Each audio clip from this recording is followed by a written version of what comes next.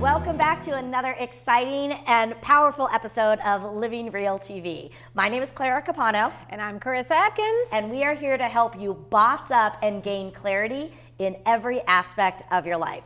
So, how you doing, Karissa? I am fantastic today. I'm doing really, really good. Thank you. I am so excited. I think what we're talking about today is all about being aware and being safe. Yeah. Because we know that when we're out there being the badasses that we are, sometimes we may not be aware of our surroundings the way that we need to be, and we can put ourselves into predicaments that could, open up a can of worms for us. So we're going to be talking about some simple strategies, and we're also going to be bringing in some guests to do some demonstrations about how we as strong women can better be aware and protect ourselves. So I'm really excited to dive into those. Yes, but before we bring on our guests and we talk about the importance of being able to protect ourselves no matter what, I'm thinking we need a cocktail from Dion. I think we're going to need to get ourselves all, loosened up before we do some demonstrations. Yes. Dion, what are we having today? Oh my God. You know what, ladies? Please don't kill me. Today we are doing champagne. We're going to continue the celebration of season 3. Oh, I love with an Aperol spritz. Oh yes, I'm always celebrating. So we're going to start out. Sorry, I almost did the wrong one. We're going to start out with an ounce of Topo Chico sparkling mineral water. An ounce? An ounce. All right. It's going to add extra bubbles with the champagne. Mm-hmm. It's going to add bubbles, but it's also going to dilute a little bit of the Aperol. Okay. Because Aperol, with most of my cocktails, I shake them, and so then that ice gets diluted ever so slightly. And so right now we're going to do 1 ounce of Aperol. I guess I don't even know what that is. It's yumminess in a bottle. Is Aperol it? Yes. is a little bit like a, I want to call it like a bitter, sweet blood orange liqueur. Oh. But It gives it's us delicious. amazing color. Okay. Sounds like something my husband would love. And we're going to do 1 ounce of this guy too. That's one of the things I love is we get to be introduced to all these, nuances and all these new flavors, and it's just amazing. It's crazy. He's making me an alcoholic. And for those of you playing along at home, again, we will have all these amazing recipes for these drinks on our website, Living Real TV. And then we're going to finish this guy off with a Menage a Trois Prosecco DOC. I love that brand. I can hear the bubbles. So when made correctly, this makes both a great brunch cocktail and a great wine down cocktail to your day too. Like, it's really appropriate at any point in the day, especially in those hot summer days. This, take my man card away if you want to. This is my drink of choice. We wouldn't take that card away from you. We love it. I love that you can start your day or end your day. I know. Or even in between your day. Or have it on the beach in the middle of the day. And as simple as it is, it does have some complexities because, you got bubbles, you got Prosecco, you got Aperol, so you got all these flavors, a few different herbal notes in the Aperol. So it's really going to just come across very delicious. And, I really hope you ladies enjoy this one. Let's continue that celebration. Let's do it. I got the rest of the bottle. Don't worry about it. Thank you, Dion. No worries. Thank you. Well, cheers to Defense Badass Women. Yes. It is so refreshing. I could definitely see this at a brunch or, like you said, sitting out on a patio with maybe an ocean in the background. That's amazing. Oh, that is yummy, and it's so cute. I love the color, too. It's my signature color. So. It's matching your colors. I know. Yes. All right. Well, we know we're going to be talking about safety, defense, and all of that today. But before we do that, we got to dive into our question of the day. Yeah. So the question that I have for you today, Miss Karissa, is what would you say is your greatest gift? The greatest gift I give myself, or the greatest what is gift it I that give the you- world? Yeah, that you give the world. All right. Well, I would have to think. Let me see. Okay, so I think it's really my authenticity, because a lot of women wear a lot of masks. Yes. And I learned many, many years ago to quit people pleasing, to quit comparing myself to others, and ultimately, I think the benefit is the fact that I feel free. Like I could literally care less what people say about the lifestyle choices that I make, the decisions. I mean, when I went through my divorce, I could have let other people's opinions get in the way of me doing that. When I left my corporate job to pursue a career as a coach, like I could have let everyone's opinions really hold me back. And I can honestly say that, you know, I show up with authenticity, and I always tell people I'm not everyone's cup of tequila. In fact, I may not be a lot of people's cup of tequila, but that's okay, because I don't need 1,000 million followers and friends. I need like 100 close Claras. Right, so. exactly. Yeah. And I will say that's one of the things that really attracted me to want to become friends with you and work with you, because I saw that from the start. And I know for me, that was something I fought a lot in my 20s and probably early 30s. Right. And it wasn't until after I had my big, you know, breakdown with burnout that I came to the same conclusion. And I noticed that as I get older, you know, I let go more and more. And what I have found is that by showing up authentically, I actually get more business. Yes. I have better connections at my Yes. speakings, at my trainings, because again, the right people start coming to you. Yes. So I think it's a lesson that, you know, we all need to learn is truly the best gift you can give the world is yourself. Yes. So not being afraid of that. You don't need 1,000 me's, right? Like you're beautifully you. Like be you, do you. Like vulnerability is freaking sexy. It is, Let's just it put that is. out there. So what about your Yeah. gifts? What about your gifts? Well, along the lines of being authentic, I am authentically sarcastic in pretty much everything that I do. So I am going to say my greatest gift could also be my greatest curse, some people might say, is my sarcasm. I actually just got a brand new t-shirt and it says sarcasm, it's what I do best. And I think that again is part of my authenticity. Yeah. It's what makes me real.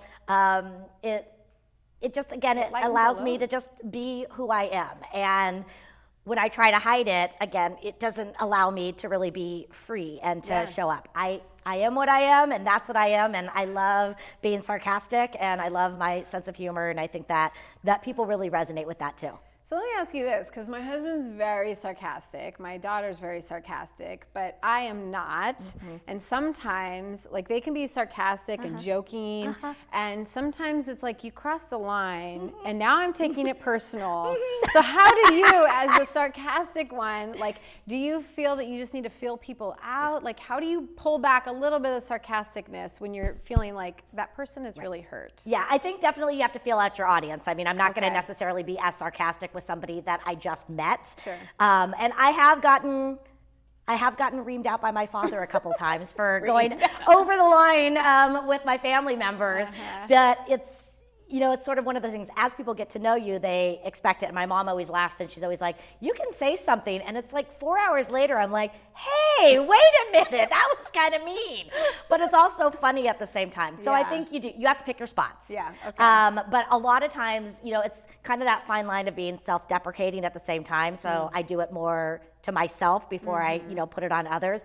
But I will be honest, sometimes those openings just come and I can't resist. I'm like, you just gave me the perfect setup for it. So you do have to be careful. And as I mentioned, it's my greatest gift. It can also be my greatest curse. So I have learned a few times when I've stepped in it, and then you do have to apologize. Yes. But I think, you know, you kind of learn your way.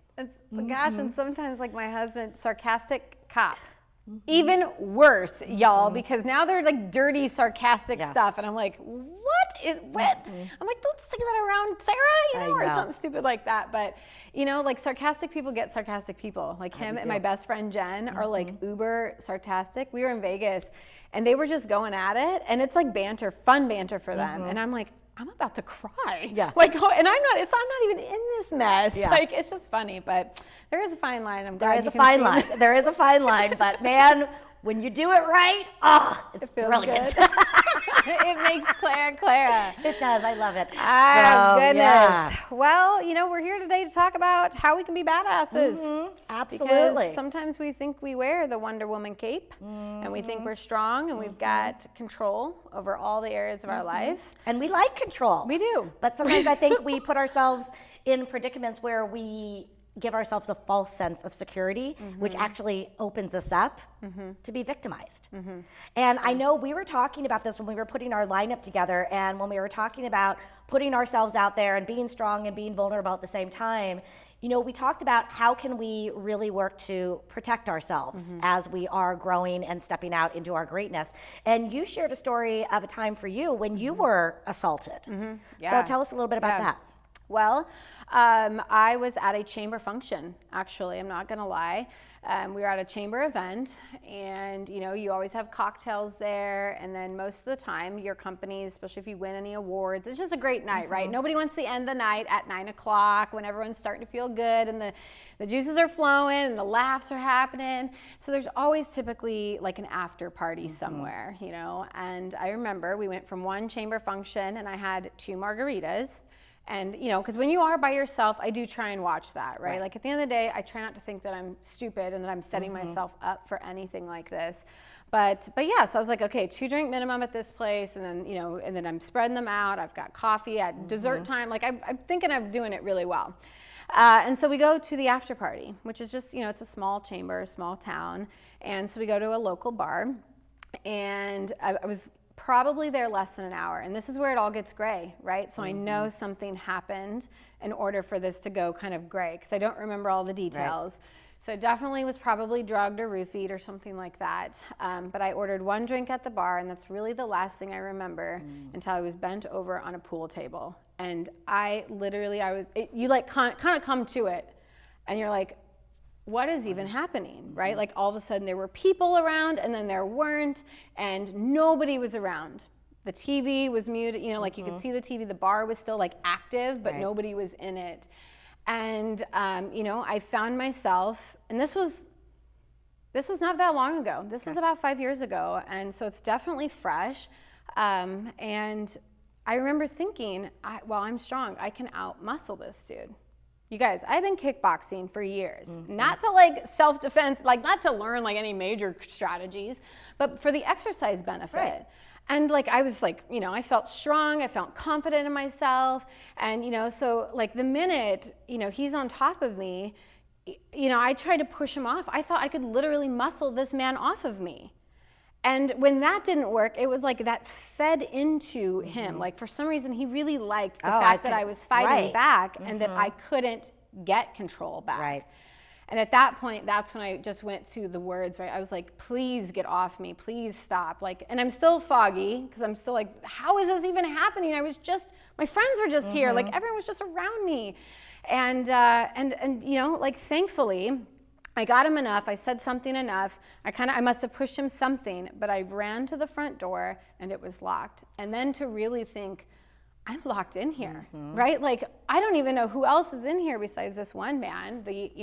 Clearly the bar owner's in on something like this when a door is locked in a bar.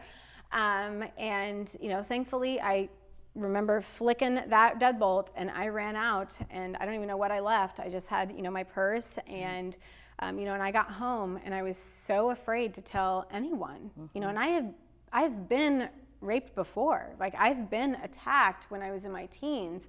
So I know the importance of going and filing a report. I know all of that, right? And so I called my friend, I got home, slept it off. And then in the morning I looked and I had bruises all over my arms and my neck. And that's when I called her, and I was just so scared. I was like, oh my gosh, this is a small town. No one's gonna believe me. Like, this is a small business owner. And she's like, I don't care what you say, I'm taking you. You're going to file a report. And long story short, nothing really came out of that besides a police report. Kind of that worst fear of nothing's really gonna happen from this actually came true, right? That nothing was filed.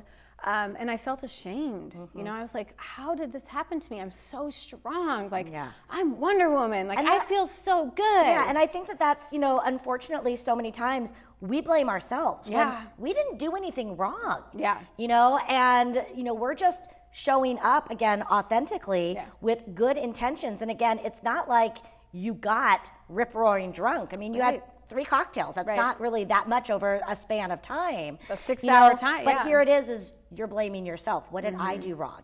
Why am I not strong enough? And, you know, we have to, again, you know, really work on changing that. And, you know, I know for me, some of my most fearful times, I've been very lucky.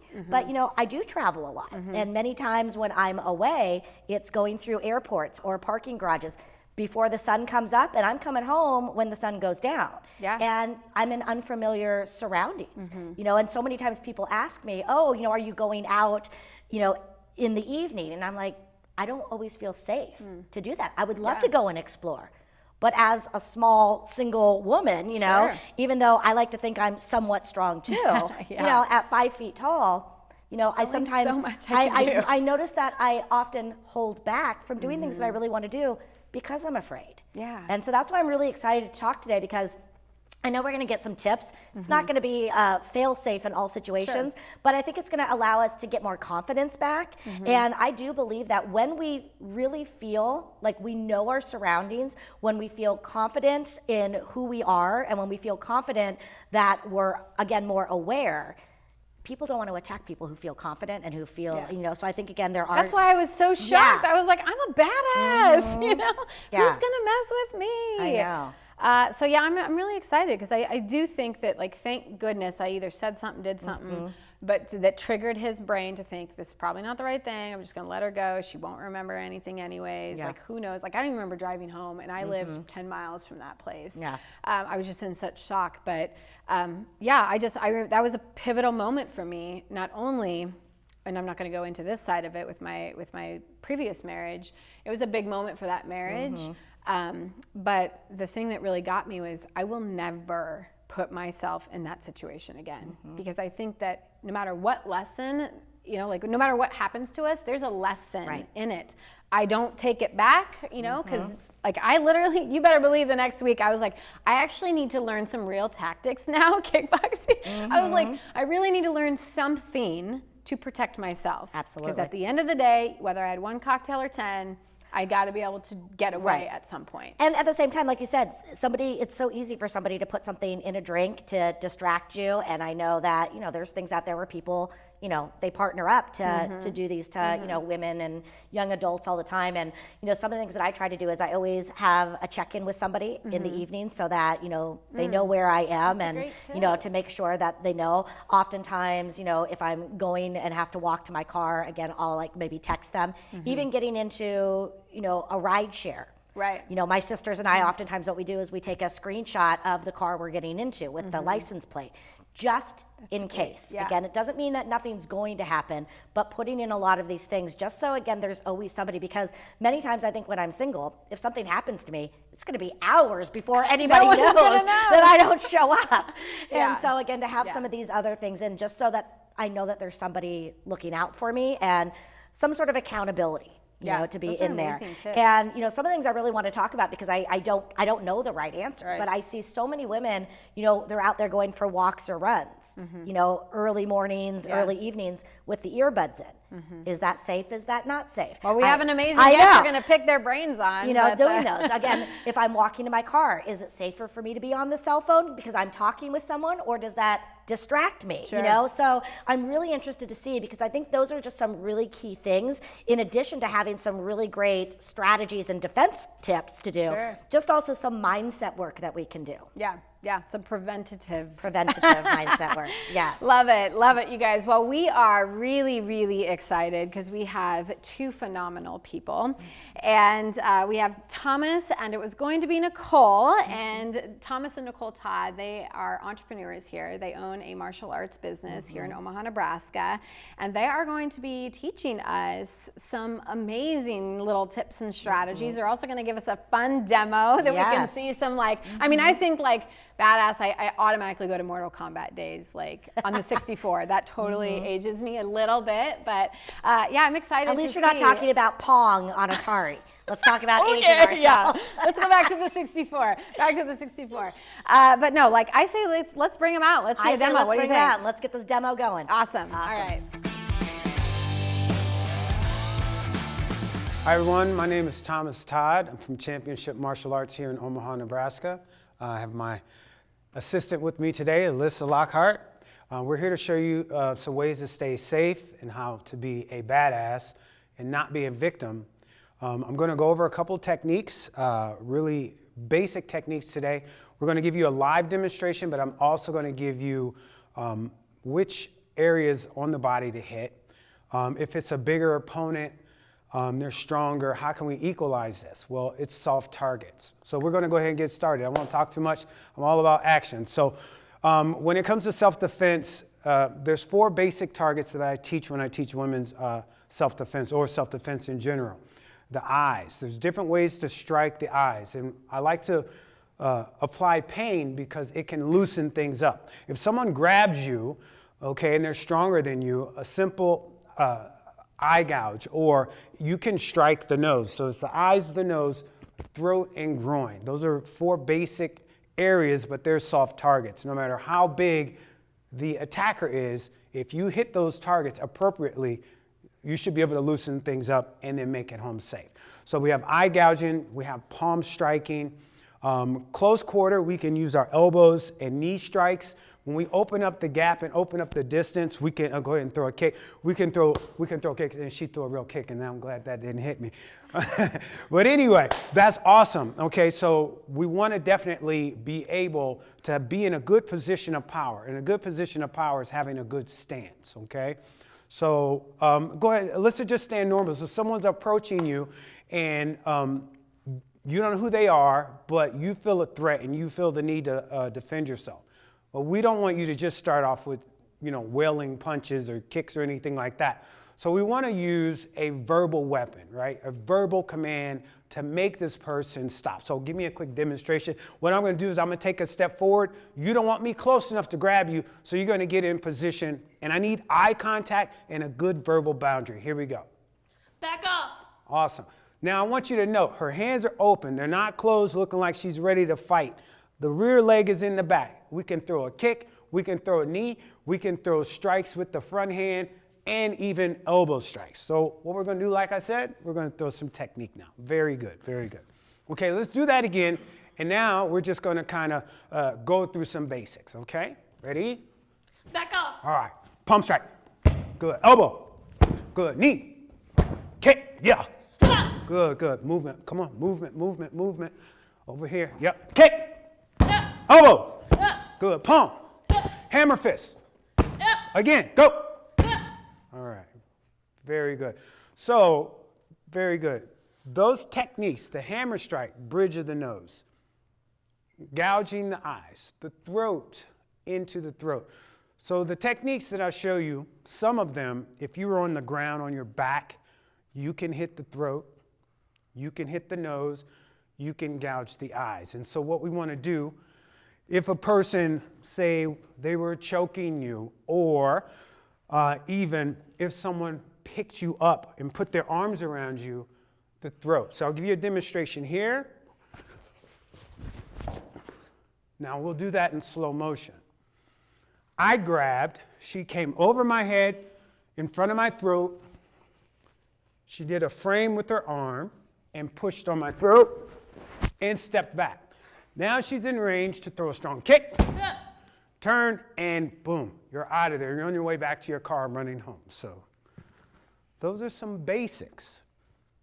But if you really want, my suggestion is that everyone learns self-defense, right? Everyone, okay? Awesome job.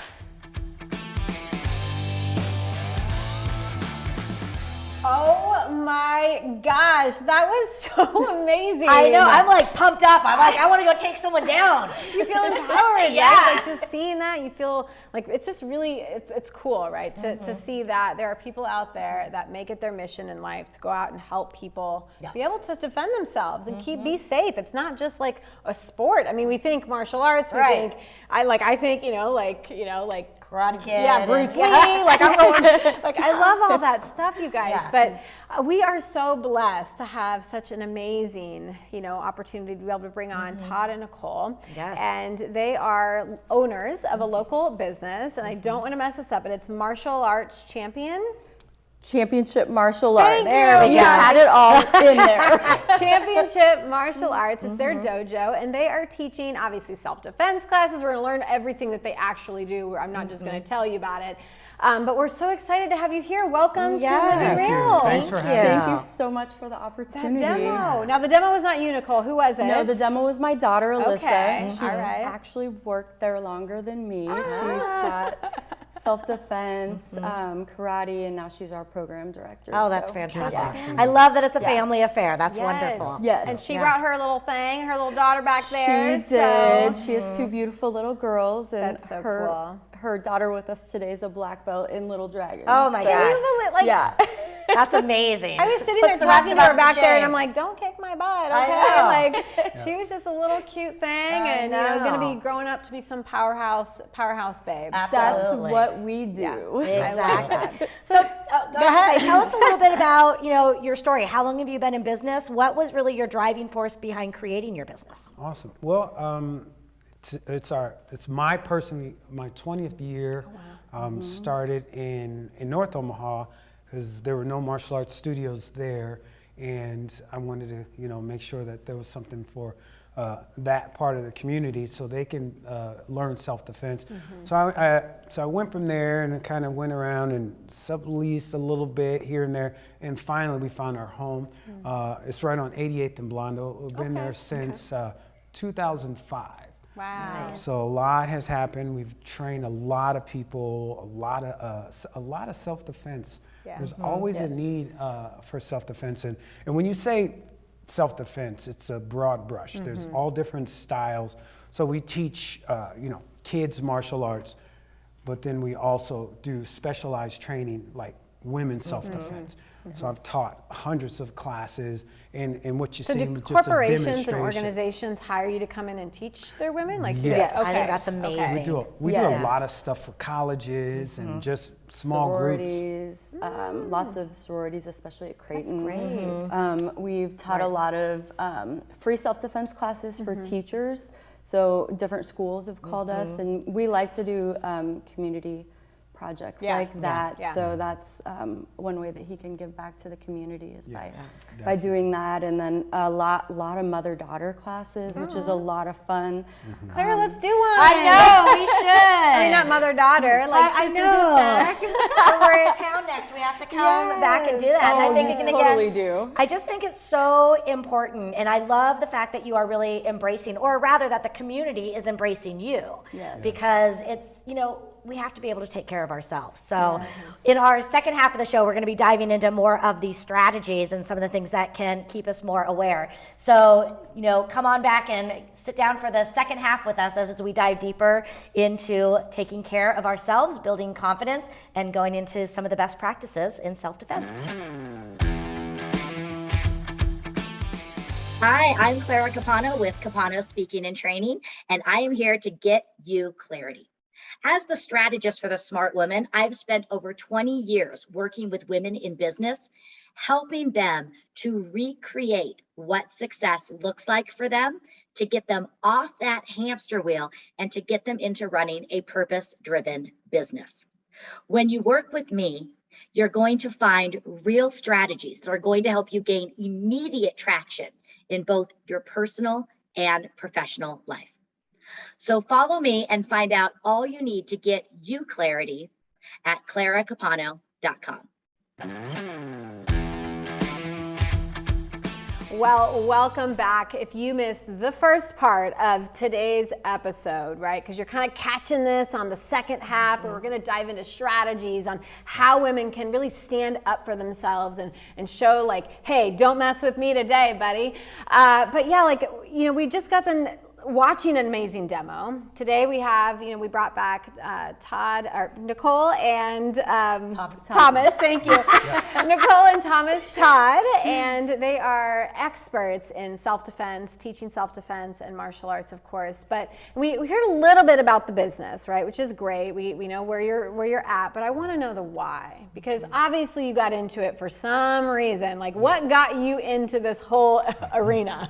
Well, as a kid, I was bullied, and there's a lot of people, a lot of kids nowadays that get bullied. So I got interested in martial arts. I wasn't the biggest guy, you know what I mean? But I found that martial arts was a way to empower myself and give me that confidence. And so when I opened my business, I was like, well, this is a way that I can give back and share what I learned to the next person so that they can feel confident and be empowered. And 20 years later, here we are. And You didn't come out like with a belt around your waist and, just like kicking punches. I mean, no. So you're just like a normal human. You were bullied. Yeah, I was bullied. Yeah. And I think that that's so common. I mean, especially now, whether it's cyberbullying or, in person, I think so many kids or even people in the workplace. Yeah, and I think it is a great way even just to work on the mindset of building that internal confidence that can, translate. Definitely. I was working with a lady, she calls, because we get a lot of just random people that call, they want to do self-defense. And her story was basically, there was someone that she hasn't seen for 15 years and they're going to be showing back up in the community. And she's afraid. And so she's done 2 private one-on-ones, and she left just feeling great about, she said her confidence level, everything just went up, just knowing what to do. Some people have no clue. What to It do. is huge. Yeah. So, and Nicole, I'd love to hear your side of it. How long have you been a part of the company, and what has it really done for you as a woman business owner? So my daughter and my son and I started training there probably about 10 years ago. And we started in kickboxing, and my son started in the Taekwondo classes at the time. And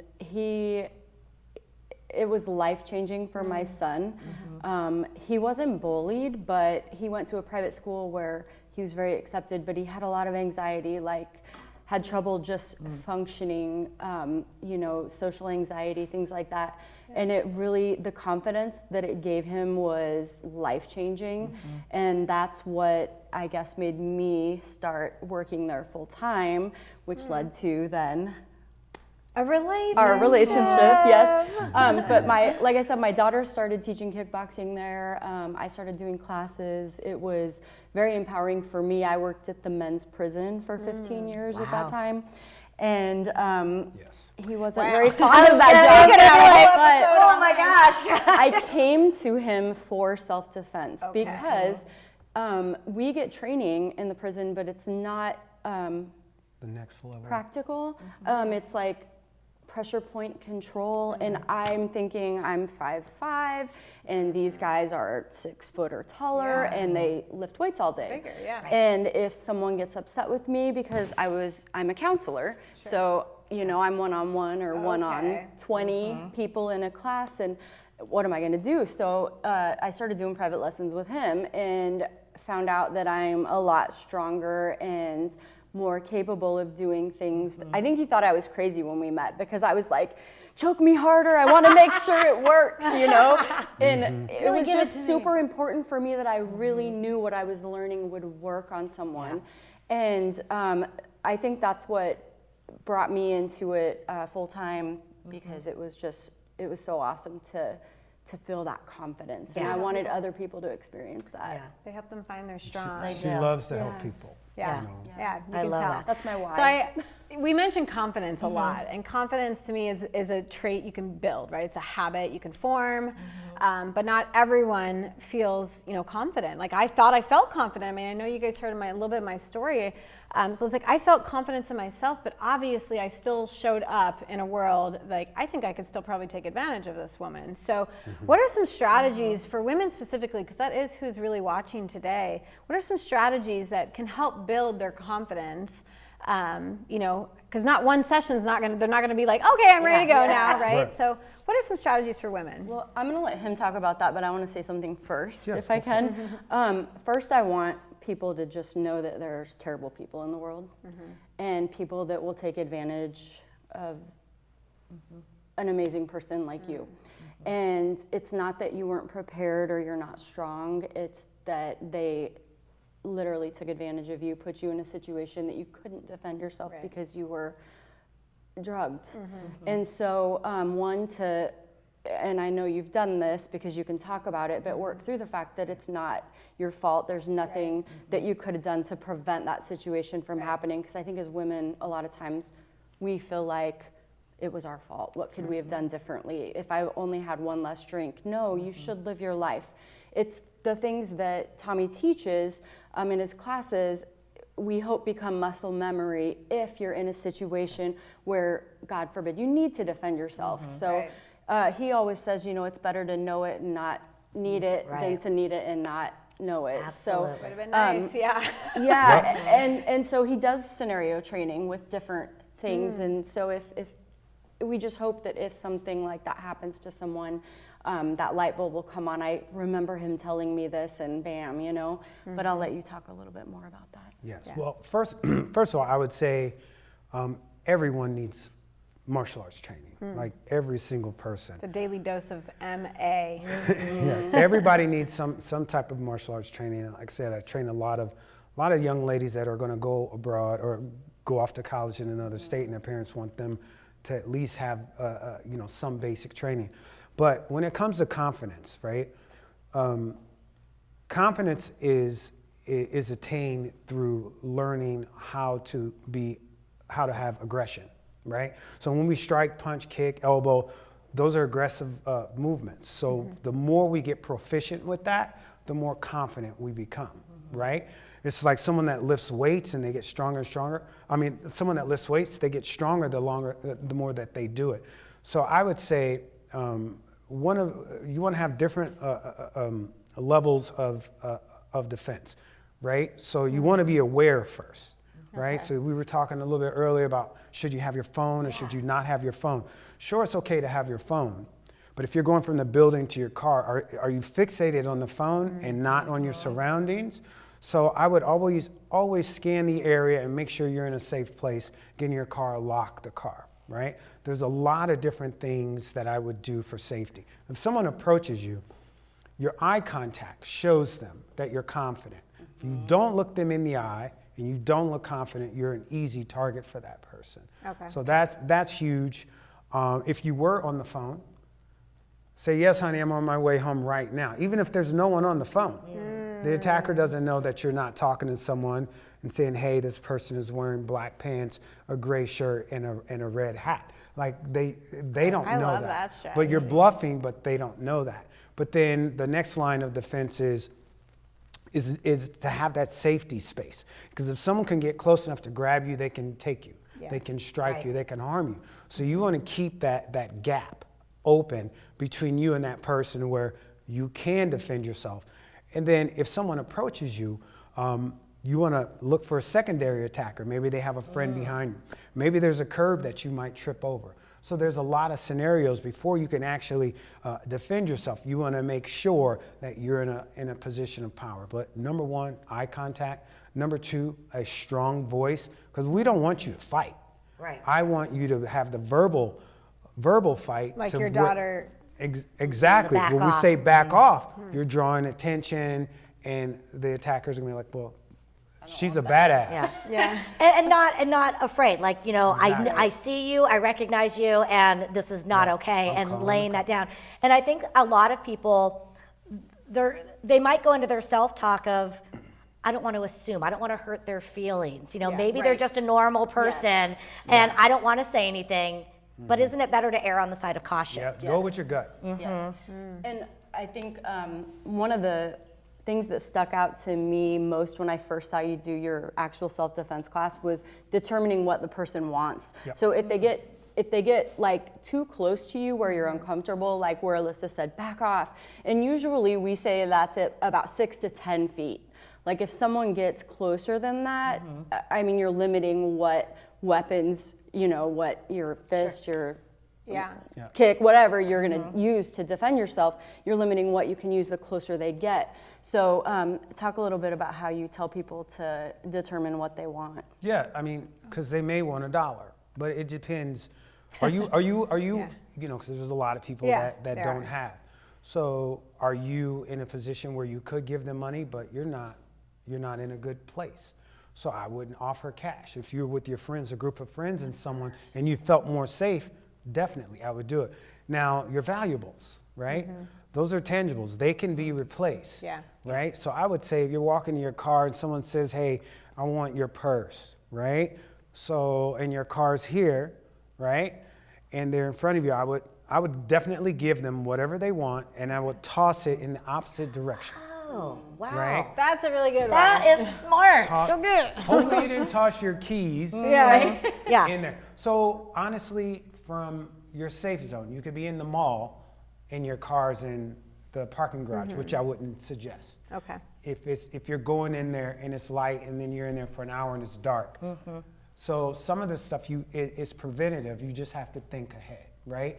So, but if you were in that scenario and someone approached you and you know from a distance what they want, toss it away from the direction that you need to go. And I ask women a lot of times, we'll role play, and I'm like, okay, hold this and pretend like it's your Louis Vuitton purse that you just got. And I've had a woman, and I play like the bad guy, and I approach her, and she says, no, I'm not going to give you my purse. So no, your life is not worth that purse. Right? So, and it just be super aware. Right? And if you throw your purse and they don't go after the purse, it's time to fight. Obviously they didn't want the purse. Right. So then you know, mentally you have to prepare to fight and get away because you know at that point what they want. Yeah. So. And Thomas, just going back for a moment, you know, the idea of have your keys ready.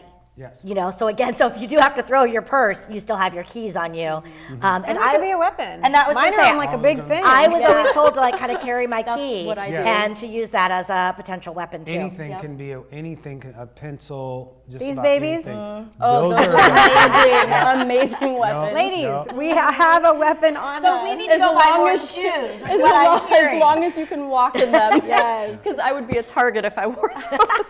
I could probably run a little bit, but you're right. Instead of get away, right? Push them enough to make the space. If I had nothing else, whip this sucker off. I am. Your body is a weapon too. Yeah. So I train you how to use your body like a weapon. You know, your voice is first. Your eyes and your voice, and then positioning. So we want to be in a position of power. That stance that Alyssa did is a position of power. If you stand with your feet, you know, parallel, and you're just standing normally, you can get pushed off balance. But you're basically putting the leg back and the hands up. Everything's cocked, ready to go. Yeah. Right? You can kick and strike and things like Exactly like kickboxing. Right. That's literally what. And what trust it me, I is. thought about that, but this gentleman, you know, because I ended up knowing him, right? At the end of the day, it's a small town community, and you know, he was a gym goer, so he was much stronger than me. So what do you suggest if, and it often is, it's, you know, we're not as large as man, you know, we don't have the muscles as a man. Like at the end of the day, I couldn't outpower him, and I realized that very quickly. Right. So what would some suggestions be? Different scenarios. So there's scenarios standing up. There's scenarios where you're on the ground. So the big four is what I call it: the eyes, the nose, the throat, groin. So you rake the eyes. You have DNA under your nails, right? So you're picking up evidence. He's gonna walk around with a lot of evidence and be easy. You want, and I also want to say that you want to be a good witness, right? Like if the police come after something happened, this is the direction they went. This is the car. He had a lot of hair, whatever. You want to have all that. But on your back, I would go for the groin if your hand is free to do that, the throat, the nose, and the eyes. On your back, can you throw a hammer strike to the nose? So when you get hit in the nose, it can break. Oh my It gosh, will it bleed. is so sensitive. Your eyes are blurry. So like I said, and then I would bridge up. I would put the bottom of my feet on the ground and bridge up and knock this person off of you, if possible. There's different scenarios. There's a scenario where I say this, they're in between your legs or their knees on the outside of your hips. So there's different scenarios, and there's a way out of every. What about if they're behind you? If they're behind you, we can headbutt with the back of our head. If a person has your arms bent, you can grab the groin. You can use the heels and stomp the foot and back elbow. So there's different things. If you can get to a finger, pry the finger and break. Right. So no matter how big they are, Little things, it's the little things that count, right? Yeah. So like the eyes and the nose and throat, growing fingers, like whatever it takes to. Let's say if someone was behind you and I got free and I turned around. Now I can add other combatives, which would be kicks and knees and things like that. And basically just fight like crazy. Yeah. I would say you got to fight until they're immobilized and they can't come after you, and then you take off. And do as much as you can to make noise and draw I was attention. gonna say, yeah, and- drawing attention and. Yeah. So sex trafficking, let me go to there, because that is really big, right? It's Yes. big, it's everywhere. And typically you're thrown into like something in the back or, whatnot. So if you're in a car and you're in a back seat, like, is there anything that you can do, obviously besides a driver, but I just don't know. I'm just trying to think of a situation like that, because as women, we get in a back seat so often, Right. or a front seat, and there's people behind us. So I just don't know how to defend ourselves in a car. So you're saying if someone tossed you in the back of a car and started taking off. So here's the thing that I tell people, right? So let's just say someone pulled up to you. You were walking down the street, and someone pulled up to you and they had a gun, and they said, "Get in my car." You're not going to get in the car. Generally, people aren't going to shoot you on the spot. Your chances of survival are very slim getting in that car. So don't get in the car. Never- Try everything. Everything So else. there's Okay. some preventative stuff. If you ended up in the car, you were in the back seat, you were going to have to fight tooth and nail. I would do whatever it took to get that car stopped, whether you had to grab their hair or you're fighting, you're striking, you're choking, whatever it takes, right? You never get in the trunk, you never get in, and then use your feet, right? You can sit back and kick, you can do up kicks. But Women's legs are so much stronger. yes. And in hips, so like when we talk about throwing techniques, if you get your hip in kickboxing, if you get your hips into it, it's 10 times stronger than just throwing a regular technique, not moving, Right. So I think remembering that our legs are probably our best weapon. Yes. He'll talk about if you're sitting in a car, like if it's him and I, and he's, well, I would be driving, so you get to demonstrate, but turning to the side and use your leg. I mean, it's very small space here, but Still do it. if I'm the big strong guy and he's over here trying to muscle, me with my strength, isn't going to be very beneficial. I'm not going to probably get what I want. I'm probably just going to get hit. So, but if I turn around, I'm pulling my face right away from the danger, and I'm using my legs, and there's not a lot when someone's driving that they can do to defend against some pretty strong legs. And I don't care like how much or how little you work out, your legs are strong. Yeah. So, Especially women's. and true. a lot of time, what happens, I think, when women are in a dangerous situation, is they get so scared that they freeze and they don't. And a lot of times, it's not that they aren't confident or they're not even prepared, but it's a lot of times we don't know what to do or we're not confident in our ability to protect ourselves. And that's where that immediately thought, oh, gun, I'm getting in the Yeah. car. And Yeah. you're like, no, don't get in the car. Yeah. But that would have been the panic mode. Okay, I'll get in the car. I'll do whatever you want. Just don't hurt me. But I think that's where the muscle memory that you talked about comes in, is that even though you might be fearful in the moment, as you should be, the memory is going to be there. And so you're going to go into that because instinctually you already have the skill sets. Right. But you got to have the skill sets. Exactly. And repetition is Yeah. the mother of all learning. So the more you can engage in self-defense is a workout. When women come to learn self-defense, they're like, wow, I got to work out. I actually lost 20 pounds and I know how to defend myself. Well, I mean, we're doing a lot of stuff, yes. Yeah. Honestly, it's like normally a 75 minutes, so an hour and 15 minute class.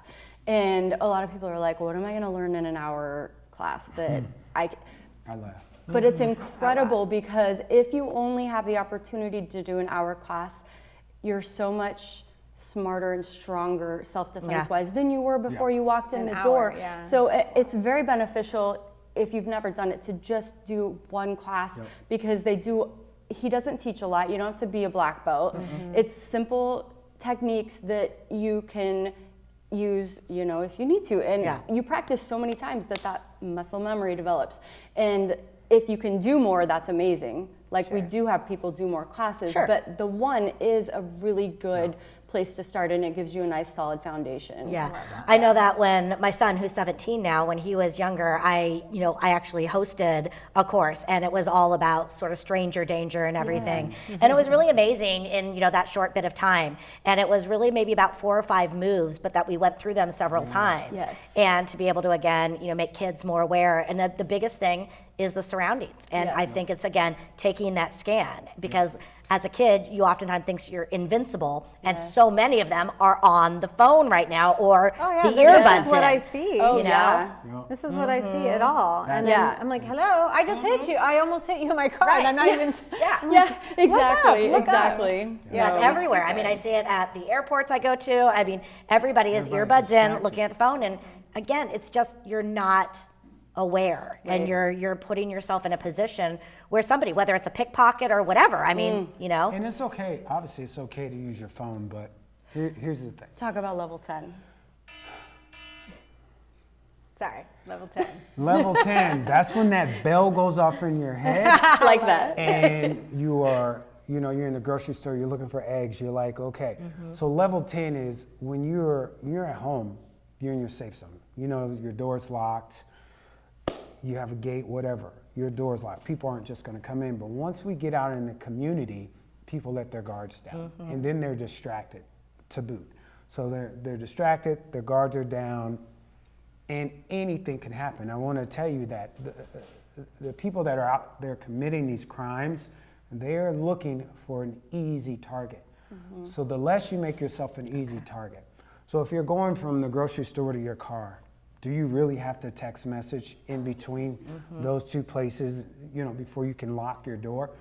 Get in your car, pull off the lot, then check your text message. What if someone was waiting for anyone in that parking lot not to be focused, and then you didn't lock your door, and here you are, you put your groceries in, or you're putting your child in a seat in the back, in a baby seat in the back, and then you're bent over, no one knows, what's behind them, and then all of a sudden someone approaches you. So, when you're out in the community, level 10, I'm in level 10. In my business, I'm black belt, my front door is locked. Yeah. If you come in non-business hours, I'm in there, but my front door's locked. That's just a level of safety for me.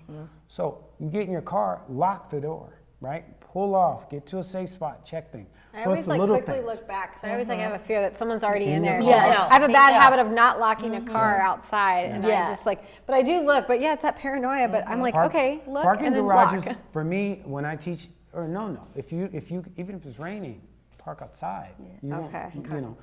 Yeah. Just, every little thing will add up to a little bit more safety for you. you Yeah, know? I love that. Level Yeah. 10. Level Hashtag 10. level Level 10. Hashtag Well, and a level couple 10. other things, like you said, looking behind you all the time. I mean, there's such thing as a healthy level of paranoia. Right? Yeah. So making sure, like if you're in a restaurant, he always sits with his back to the door so he can see the door. Always knowing where the exits are, so if something were to happen and you needed to escape, you'd know where to go. Simple things like that, I think, can help us be Yeah, safe my husband's in all the security, and time. he always does that. He's like, or when we're walking, he'll put me on the inside of the Yes. street instead of the outside. Yes. And Yeah. he's like, put your purse on the inside of the couple, and I'm like, babe, Yeah, it's and don't being be so Italian, I crazy. thought just looking at the door, not putting your back. I thought that was just an Italian mob thing that No, trickled you down wanna through see- me. Yeah, like, I always like Good to things, though. I always like to know when I go into any place where the exits are, and I'm an active shooter instructor too. I didn't really mention that, but yes, that is one of the things that we do. But whenever you're in a place, you can see who's coming in, right? There's a lot of crazy stuff going on out there, but that's a whole nother ball of wax. But Well, with that though, Yeah. there is so much you could be teaching us, and Yeah. I want people literally to, whether it's your dojo or it's a different one, it doesn't matter. You're saying, get your daily dose of martial arts, learn one class, and then you'll love it, and you'll probably take 2, 3, 4, 5. It'll build that confidence up. I'm so grateful to have you on our show to teach our Yeah. ladies. And grateful for what you do for the community and making people more aware of it, and creating sort of an open door where people can come and just feel safer for themselves, for their families. And if I can say really quick, it's great for kids too. Yes. So our kids program is based on self-defense. Love that. So. Love that. All right. You guys, it's a family affair. Get your family involved. Protect yourself and be safe. Don't be stupid. With all of that, thank you so much for joining us today for another powerful episode of Living Real TV. Thank you so much for watching. And I'm Karissa Atkins. I'm Clara Capano. And we hope you stay living real.